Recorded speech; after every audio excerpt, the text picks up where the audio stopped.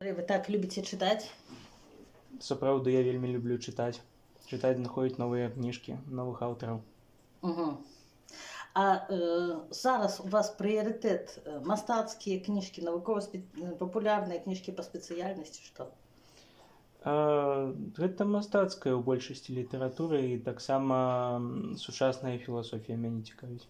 Вы выбіраеце неяк свядома, у вас ёсць нейкі спіс, па якім вы чытаеце, ці вы не ведаеце, якую кніжку будзеце чытаць потым?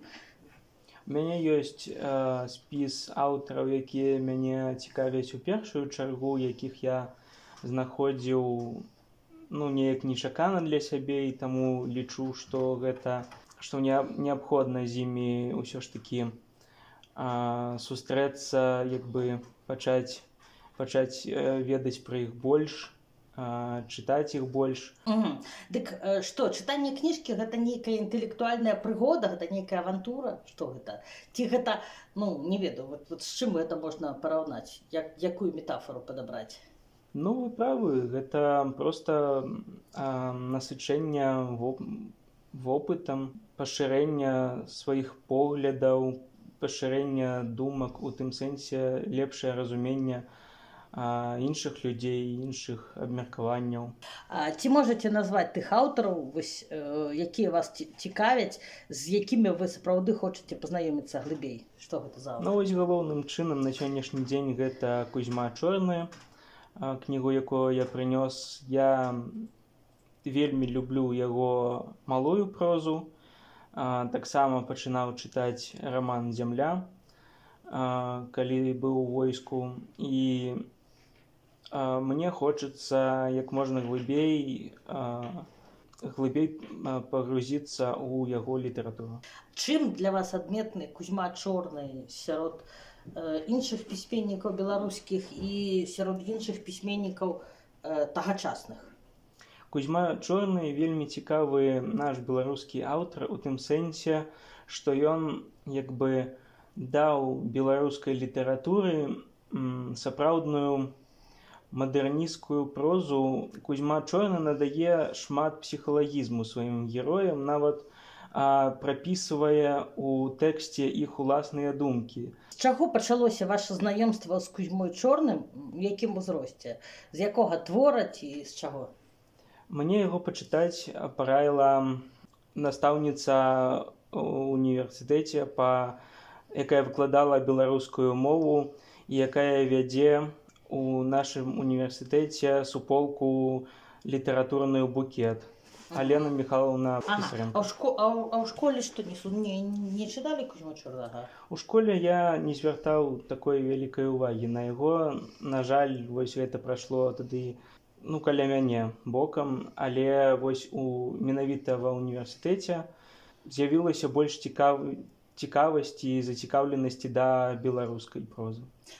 Вы кажаце, што Кузьма Чорны гэта мадэрнісцкая проза, а хіба псіхалагізм гэта не адзнака менавіта рэалістычнай прозы, а не мадэрнісцкай? Я лічу, што менавіта ў мадэрнісцкай прозе было пашырэнне і зварот менавіта да ўнутранага багацця чалавека, яго уласных адчуванняў, і менавіта тое, што чалавек можа памыляцца, можа быць недасканалым, у ім могуць быць нейкія хібы ў адчуваннях. І гэта Кузьма Чорны вельмі дзіўна, вельмі прыгожа перадае. Значыць, у планах прачытаць усяго Кузьму Чорнага? Ці шмат гэта? Гэта вельмі шмат, але жыццё яшчэ доўгае, таму гэта аўтар, які паўсплывае на маю ўласную творчасць найбольш, і таму я хачу быць падобным на яго. Так, а ці трэба маладому аўтару чытаць прозу майстроў? Ці наадварот, чытаць трэба толькі ў абмежаваным выглядзе, каб не падпасці пад уплыў? Ёсць такая прымаўка, ужо ўсё было напісана да нас, ужо ўсё было напісана Шекспірам, таму я згодзін з гэтай думкай і лічу, што напісаць нешта зусім новага і ад сябе, проста засноўваючыся на сваім уласным вопыце ўжо немагчыма. Так ці інакш мы знаходзімся пад уплывам чыйгосьці вопыта, і таму гэта будзе найлепш, калі ўплыў будзе з боку сапраўднага майстра. Твор, з якім вы прыйшлі на Браму Мар, гэта ваш першы твор ці не першы? Раскажыце, з якім творам вы прыйшлі на конкурс Брама Мар і што, як яго ацанілі?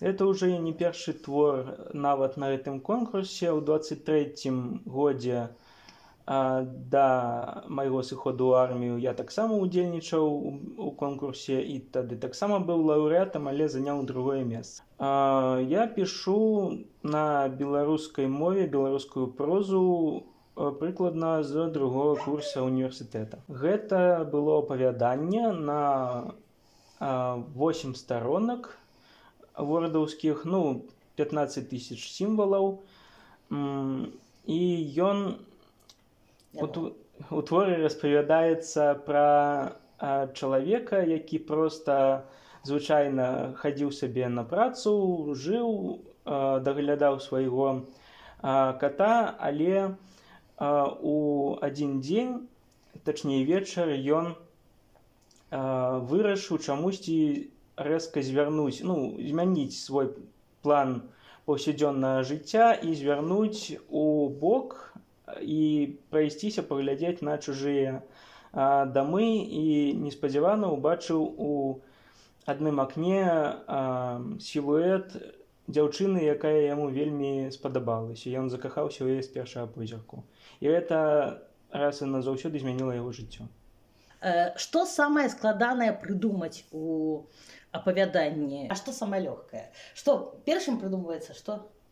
Самае лёгкае да мяне прыходзяць самі сюжэты ад спачатку да канца. Яны часцей за ўсё прыходзяць да мяне ў снах ці ў час майго шпацыру па горадзе. Якраз такі я люблю вельмі хадзіць і разглядаць мясціны Мінска.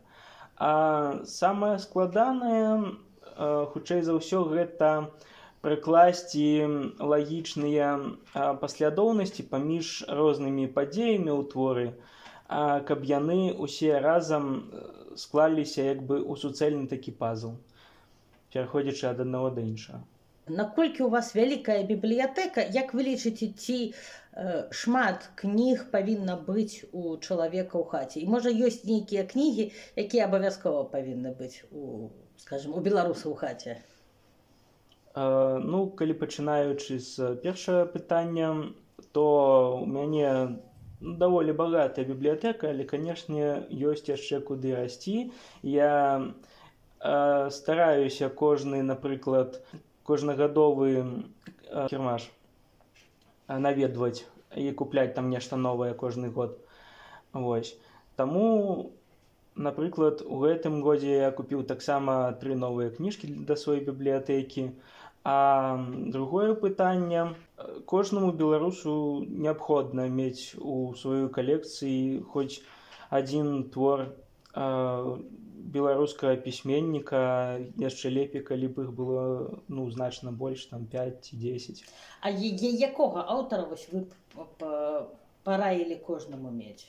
Я разумею, што Кузьма Чорны гэта не самы просты аўтар для такого чытання, калі хочацца проста адпачыць, але, напрыклад, Васіль Быкаў мог бы быць такім пісьменнікам. Ён пішыць і даволі зразумела на нескладанай мове, але даносіць такія ж удумённыя сэнсы да кожнага чытача. А як вы чытаеце? Хутка ці павольна? Калі ў нас быў на першым курсе прадмет беларускай літаратуры, мы, канешне, не паспявалі за ўсёй нормай, якую трэба было пачытаць, таму трэба было чытаць так, прабягаючы. Але затым нават уся наша група пры размове мы абмяркоўвалі, што мы вяртаемся да гэтай жа літаратуры, якую тады праскочылі, і чытаем больш удумліва і зацікаўлена. І менавіта я люблю прачытваць і асэнсоўваць кожны радок з тым, як там пастаўлены словы, якія канкрэтна словы былі выкарыстаны і ў якіх сэнсах. Што даў вам школьны курс літаратуры? Ці даў ён вам што хорошае? Школьны курс літаратуры насамрэч даў мне не так шмат. Я быў не надта зацікаўлены беларускай літаратурай у тыя часы. Вось. Ну, рускай затое былі зацікаўлены? Ну, быў зацікаўлены, так. Вось. Я у 11 класе адгарнуў адразу апошнія старонкі рускай літаратуры і ўбачыў там прапановы пачытаць штосьці на лета, і тады да мяне адразу зацікавіў Віктор Пелевін, сучасны расійскі пісьменнік, які паўплываў на маё сучаснае жыццё. А як ён паўплываў? Тым, што ён пісаў зусім іначай, не падобна ні на тое, што нам прапанавалася у школьнай літаратуры, і пісаў зусім у іншым стылі, падаваў зусім іншыя думкі, і яго героі былі нетыповыя для таго, што мы чыталі і праходзілі ў школьнай літаратуры.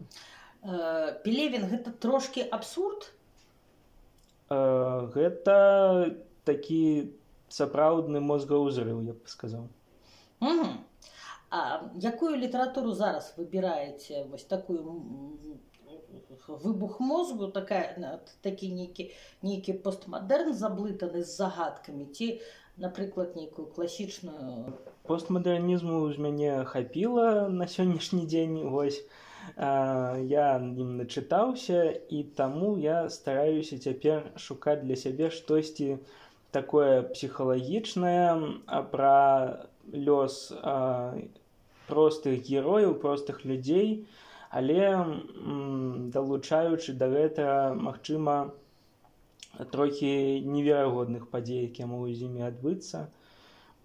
Як лічыце, з чым звязана захапленне што чытачоў, што пісьменнікаў стылем фэнтэзі? Фэнтэзі дапамагае чытачам адысці ад руціны рэальнага міру.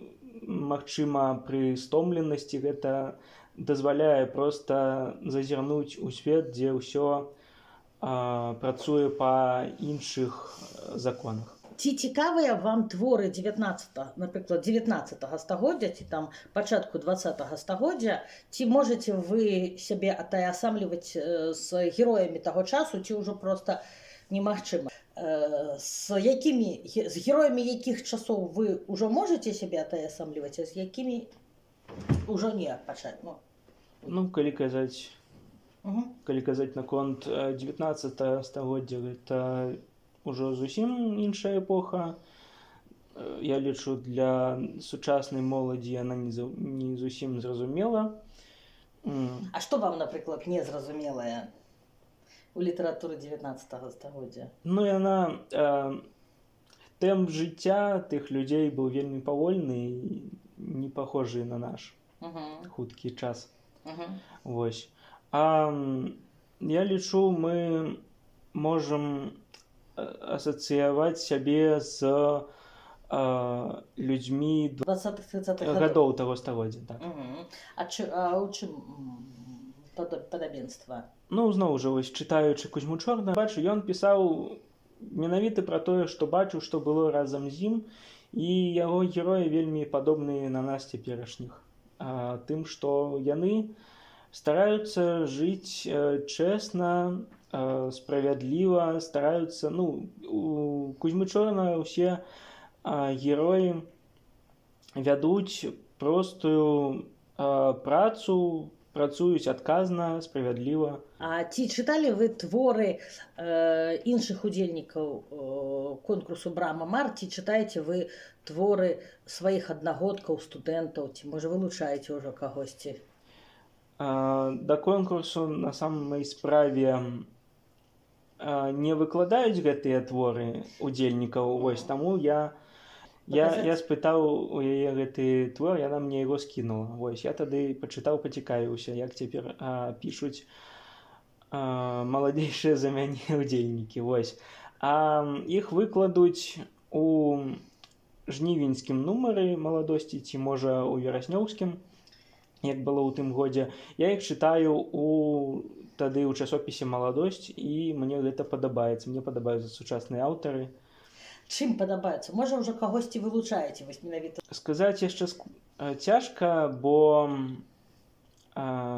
трэба відаць, што большай іх зацікаўленасці ў тым, каб публікавацца. Па адным творы складана сказаць нешта пра аўтара, ці добры ён, ці благі. Трэба пашырацца ў яго творчасць. Ці трэба зараз пісаць тоўстыя раманы? Як там «Вайна і мір», там, ці «Жывыя і мёртвыя», ці што? Не, гэта зусім адыходзіць на другі план. Як я лічу, цяпер папулярная кароткая форма. Я сам пішу толькі апавяданні ці аповесці, пакуль яшчэ не планаваў пісаць раманы. Моладзі прасцей за ўсё чытаць кароткія творы з такім выбухным сюжэтам, які адразу чапляе. Ну і мне таксама гэта блізка. Выбухным сюжэтам, а з нечаканай канцоўкай такое зараз практыкуецца? Магчыма, і нечаканая канцоўка. Магчыма, гэта добрая канцоўка, якая проста суцяшае.